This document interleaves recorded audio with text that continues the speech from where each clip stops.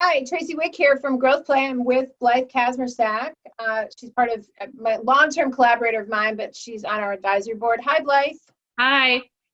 So we're here. We are committed that people stay focused, people stay calm, and continue to make good choices and take actions that are going to forward their business. So one of the things that we're talking about today is what happens. This has happened for everybody this week because I have gotten emails and I've also talked to a lot of people.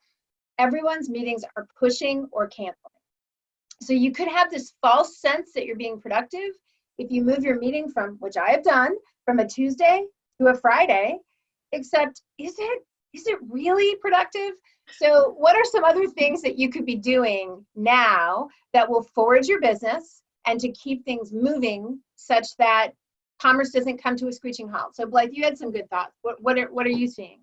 Yeah, I started with rescheduling at the beginning of this week too, optimistic that, we just needed a couple of days to get organized and then we'd be back in the saddle. And now I'm realizing that was very optimistic on my part. And I'm now thinking, I need to start thinking of a follow-up schedule that gives people a week to 2 weeks to just not only reset their week, but really process what's going on with COVID in their personal lives and their work lives. And so essentially for 2 weeks, no one's going to sign a deal or make a sales meeting or kind of make something priority that was project related. And so what is awesome about that is I have the gift of 2 weeks to do work that I've been meaning to get to, but haven't been able to, like this podcast I wanted to listen to, or writing a piece of content that I meant to, or really thinking about something more long-term that I just didn't have time to get to. And reaching out to people, and instead of scheduling a meeting, just being related and listening to where they're at. So there's a great opportunity to call people and not need anything and just say, I was just thinking about you. Is there, this is a tough week. How are you doing? Yes. So the thing about sales is that I actually think maybe I'm being optimistic falsely, but I actually think I am still signing deals. So because I have a couple people where they're hot off the press, they literally cannot keep. They're hiring because their business is mostly virtual. So I'm optimistic.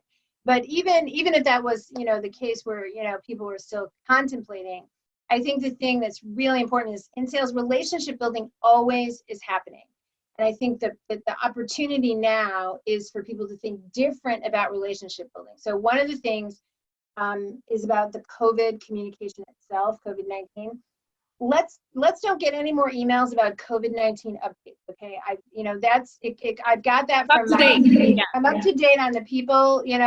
From my people and culture. We're compliant. I'm following John Hopkins. So I think that's really important to stay current. But what is that going to do for my business? So what you and I have been talking about is our way of talking, to your point, you touch base with your clients, find out how they're doing, and then we can offer a lot of information about working virtually that they may not know because you and I have been doing it for a long time. And so how could we help them use Zoom differently? You have all kinds of tools that with your client base that are virtual tools that are cutting edge that people could be using right now. And I think there's a huge opportunity to relationship build to really help people problem solve around deployment of their either their product or their service out to the market.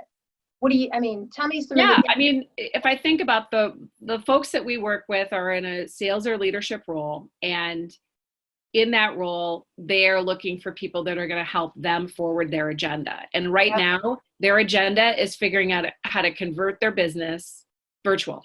Yep. Right. And so how do you provide help in the problem that's on their desk?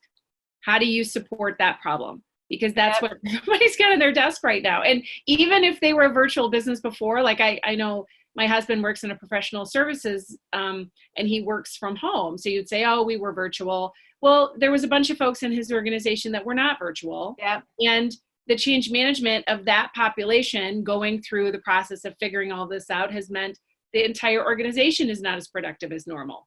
And so there's things, it still impacted his work life and habits and what he was expecting. And so the reality is there's very few organizations that were 100% virtual. So everyone is dealing with this to some Absolutely. Absolutely.